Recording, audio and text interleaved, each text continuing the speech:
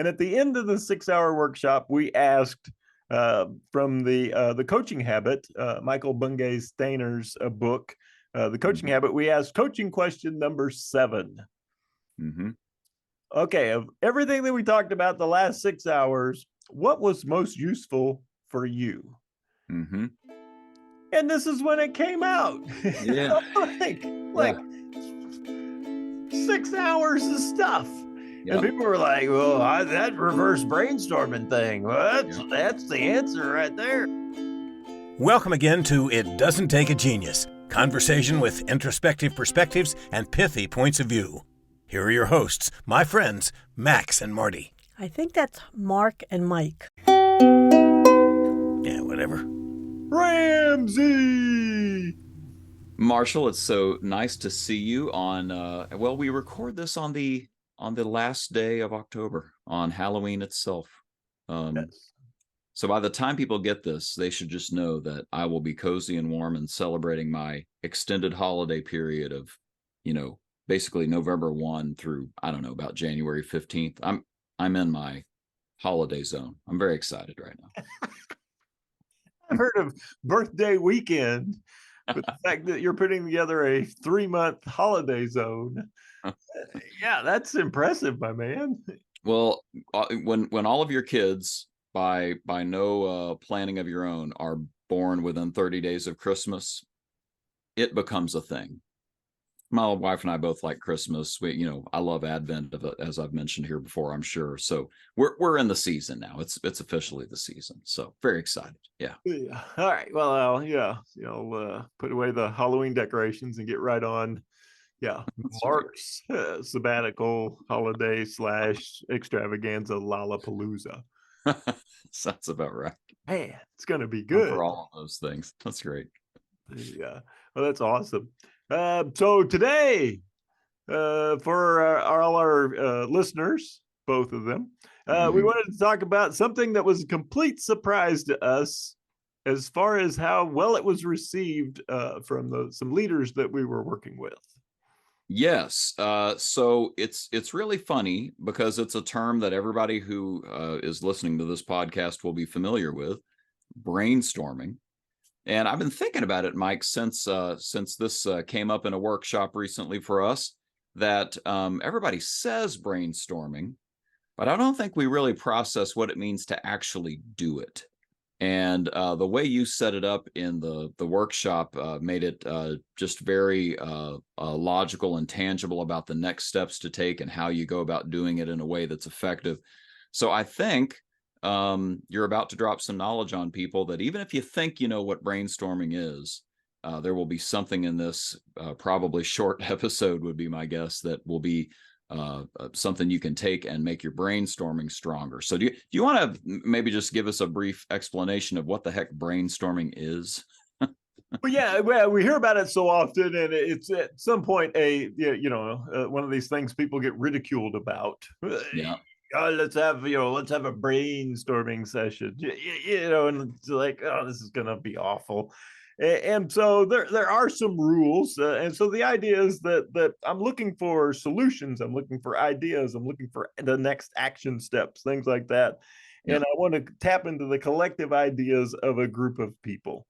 And so I've got this 2, 3, 4, 5 people together, and we're trying to think of stuff.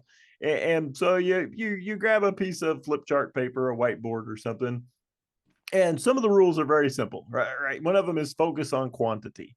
That you have to, that good ideas, do not germinate in a blank, empty, sterile room. Right. But the more input you have, the more output you will get.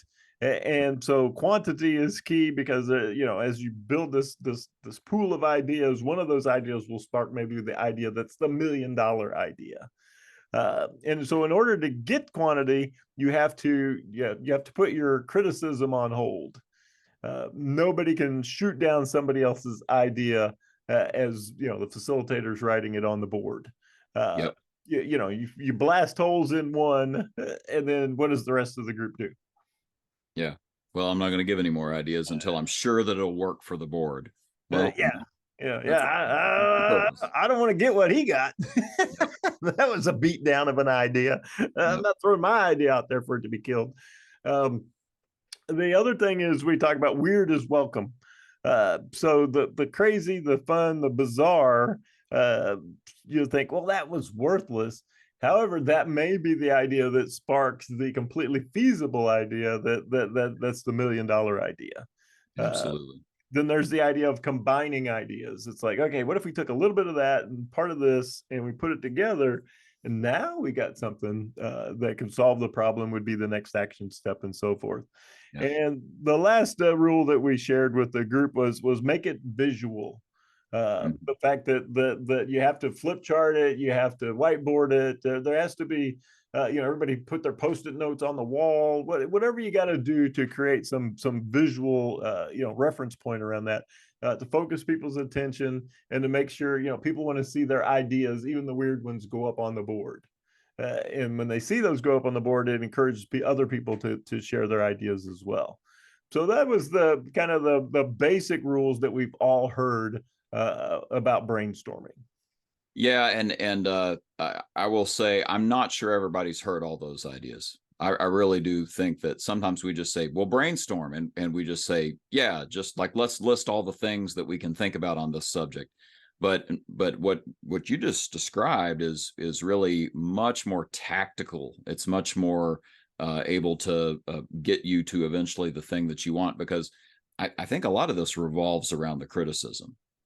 If I really want to see all the ideas up on the board, then weird stuff, combining stuff that may already be on the board, and you think, well, that's not important because we've already got it up there. No, go ahead and say it. Give us the combo idea. Stuff that seems silly, all of it has to go on the board, because what we're doing that whole time is opening our brain more and more to all sorts of possibilities, and all of a sudden, bing, something's going to come up in the course of that's going to be, like you said, the $1 million idea. So I actually just want to double click on that and point out that I'm not sure everybody follows these rules when they brainstorm. They think they do, but if you let even the slightest bit of criticism say, well, we'll put it up there, but, or, well, I mean, that won't work, but you have to just let it go. You have to just say, yep, great. Okay. What else? What else? What else? It's a coaching question, right? And what else? One of our favorite coaching questions. So that's what you're doing here, is just trying to get as much stirred up as possible. So anyway, I just thought it was a great refresher and reminder. And for some folks, it's the introduction to what true brainstorming is. You may not have actually brainstormed if you haven't followed this basic set of principles. So that being said, no, such a good point. And also thinking about, as you look at this list, you think about why my last brainstorming session didn't go all that well. Yeah. Like, that's why nobody talked, or we only got a couple of ideas and the thing kind of shut down. Yeah. We got into the analysis of the first idea that was offered, and it never went any further than that.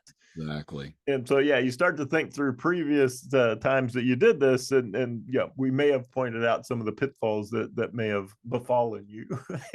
Well, I've been a part of brainstorming sessions where, a couple ideas will come up, and they're probably lackluster ideas, and the guy leading the brainstorm will say something to the effect of, "Now, come on, guys, really dig deep. Like, give me a good idea." I'm like, no, that's criticism. So let all the ideas come up on the board. Get the quantity there. Yeah, be slapping my idea around. Yeah, I'm not giving you no more. Yeah, that was great. So, all right. So you did sort of a stage 2 of this, where it's a different kind of brainstorming that some folks might not be familiar with, but man, does it work for the way humans are wired. So do you want to explain your negative system?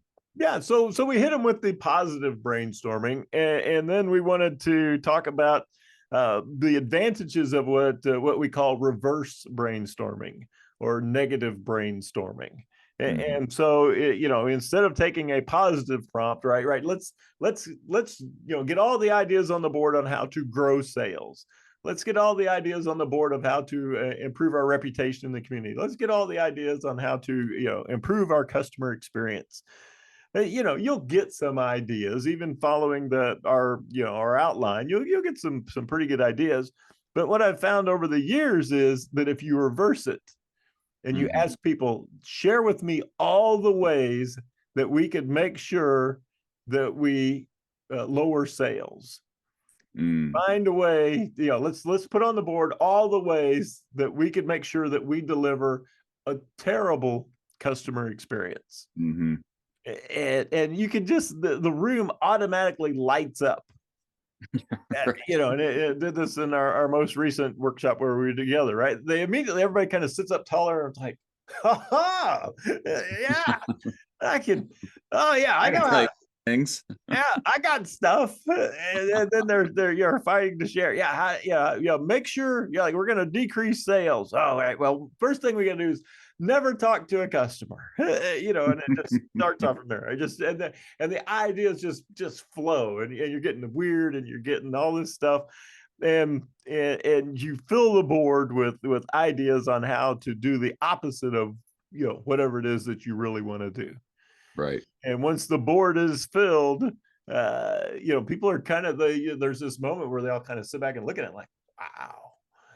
And then there's also this realization that, we're doing some of those things already. Yeah, we're doing half of those. And so then the trick to reverse brainstorming is saying, all right, what if we simply did the opposite of all these things that are on the board? Would that grow sales? Would that give us a better customer experience? Oh, definitely. All right. So let's pick one that's the easiest to do with the highest impact. So what would be the easiest, highest impact one that the group thinks we need to work on? And you can have people come up and, give everybody a marker, and they can circle the one that they want or put a star by it or something like that. Or, show of hands, or just talk it out. But yeah, you'll have so many ideas that you have to come to some sort of prioritization process. Would it be the top three, number 1, 2, and 3, and things like that? But now you've got really good ideas of how can we solve this problem? How can we address this opportunity and move forward? So just going back to the beginning of that process and how you really do seem to open up the floodgates. Have you noticed this, that and sometimes it seems like it's people getting stuff off their chest, like, I'm so sick of seeing this happen in our store. I'll tell you what, we don't talk to customers. That'll ruin sales. I wish I could get our salespeople to get out there on the, sales, the vehicle lot and walk around where they see customers walking around. I can't get them to do it. Don't follow up. Don't answer the phone. I mean, they just, they start all their pet peeves suddenly come out. Yeah, here's the thing that drives me crazy, and now I get the chance to say it. So it's insanely effective, and now I've got literally an entire page full of ideas just to go through, prioritize, and begin to work through. And it may be something cathartic in the whole thing. Maybe it's a little bit of therapy where I get to share, like, these are the things that really bug me and I wish we'd work on them. Well, we've talked about this many times, and I think, I feel like I brought it up in a previous podcast, but I had a client tell me recently, you have to name it to tame it. So just getting it on the board, just getting that, that pet peeve out there, like, let's talk about this. Let's figure out a way to manage that issue we have with follow-up, or with talking to customers, or, our people not being excited about product X, or, whatever happens to be the issue for that organization. And to your point, you're going to have to prioritize which of these we work on by the one that's most impactful and easiest to do. So the voting, how do you like to do that when you're with a team? Well, it depends on the size. If it's a small team, I'll just facilitate a discussion around it. If it's a larger team, I've done stickers where everybody gets a sticker. Here's 3 stickers. Vote for your 3 favorites. And they'll come up. That's my favorite method. Put them on the board, or give everybody a marker and they can make a mark on it. Things like that. So, just trying to to eliminate a little bit of groupthink if it's a larger group, by Mhm. letting people designate it in a somewhat anonymous fashion. Yeah. So I think that's one of the keys to it. But it's really so simple, and get you to such a good actionable place, that yeah, the discussion, because you've had this robust sharing of ideas, the discussion seems to go pretty good once you get to the decision making part. Okay. Well, beautiful. And I think another part of this is sort of what's the next step after you have sort of prioritized and there's some sort of consensus or a majority vote getter, what have you. What's help our listeners understand sort of where they go with this, because some people I think get all those ideas out there and maybe even pick one, but they kind of go, what do we do now? So what would you share with them? Well, I think the one of the things that we talk about a lot is can we turn that into a SMART action item? Mm, And by SMART, our acronym of specific, measurable, attainable, realistic, and timeline.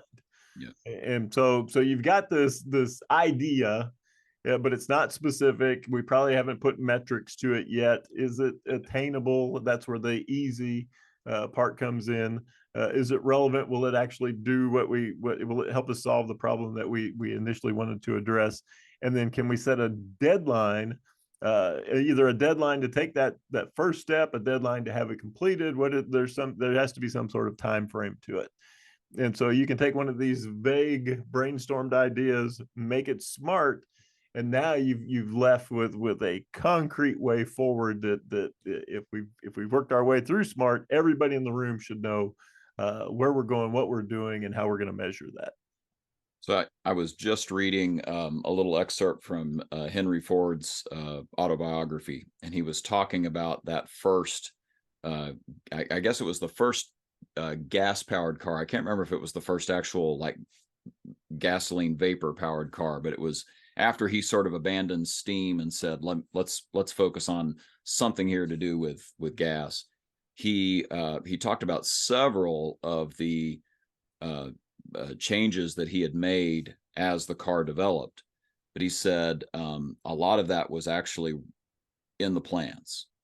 And he said a lot of experimenters, what a lot of inventors, what they struggle with is that they don't realize that it's experimentation and planning, that you have to have both. So, the fact that you know that this, idea that you have in your brainstorm is not quite fully baked and it's probably going to evolve as time goes on, shouldn't stop you from getting at least a little bit of parameters around with SMART that gives you your best chance of the thing getting a chance to take off. And of course, you're going to have failure as you go, and you're doing some experimentation. You're going to make some adjustments, but man, give that idea a chance to really blossom by making it SMART, so that you've planned on the front end, so that you can experiment on the back end. Oh, no, yeah, I think you're absolutely right. Yeah, it should unfold, it should develop, it should evolve. Yeah. That's so good. So let's wrap this up with talking about how we discovered people love this. And so we had conducted a 6-hour workshop. Yep. 6 hours, shared tons of really neat stuff. We had subject matter experts come in on different things, and we are doing all this cool stuff. And at the end of the 6-hour workshop, we asked from the Coaching Habit, Michael Bungay Steiner's book, The Coaching Habit, we asked coaching question number 7. Mm-hmm. Okay, of everything that we talked about the last 6 hours, what was most useful for you? Mm-hmm. And this is when it came out. Yeah. like 6 hours of stuff. Yep. And people were like, well, that reverse brainstorming thing, well, that's the answer right there. And I'm like, no, we talked about some wildly sophisticated stuff. Nope, I think I'm going to be able to get the furthest, the fastest with that particular idea. Yeah. And so until you ask coaching question number 7, what was most useful to you? And you can ask it after a 6-hour workshop or a 15-minute conversation, you'll never know what landed. Right. And if you just said, all right, of all the stuff you talked about, as the facilitators, make a list, that would have probably been like 25th on the list. Right. On my list, right, on your list maybe, but in Right. their minds, this was the top 3 idea that was shared that day. Yeah. Easily top 3. Yeah. Easily top 3. And so yeah, you may think but until you ask, yeah, you don't know. You don't know what's landing, what's relevant, what addresses the biggest pain that your participants, the people you're interacting with, are facing. Well, we've talked about the common topics before, this sort of ancient Greek idea that you have these different topics, which think topographies, these different vantage points that you're looking at a subject that you're trying to study, and come up with an inventory of everything you know about it. And there are sets of questions you can use to ask that. So that was an ancient Greek method that we still have today as a part of rhetoric, the field of rhetoric. And this is a simpler, and I would say for most cases, a much more practical way to do it. And it's, I guess my point is, it's as old as humanity, right? We've always needed to come up with a bunch of ideas. And so go do that. Like go do some brainstorming and make your business better, make your organization better. It's all great stuff. Oh no, that's fantastic. And yeah, it's so the ancients to modern time, we're still wrestling with the same thing, right? How do we solve problems, garner solutions, and figure out which is the best way forward. So yeah, that's good. So speaking of great ideas, probably one of our best ideas was to get a free announcer. So we're always honored to end every episode with a little ukulele solo and the wise words of Mr. John Wolfe. Take it away, Mr. Wolfe. Thank you, John. And that, I guess, is that. It doesn't take a genius. No rights reserved, nothing trademarked, copyrighted, or even original. Feel free to give it to anyone, anytime, using any and all media formats. Warning, Mark and Mike may or may not make another one. I'm your announcer, and I did not get paid a nickel to do this. They won't even let me tell you my name. So, until next time, if there is a next time, stay safe, be well. That's good enough.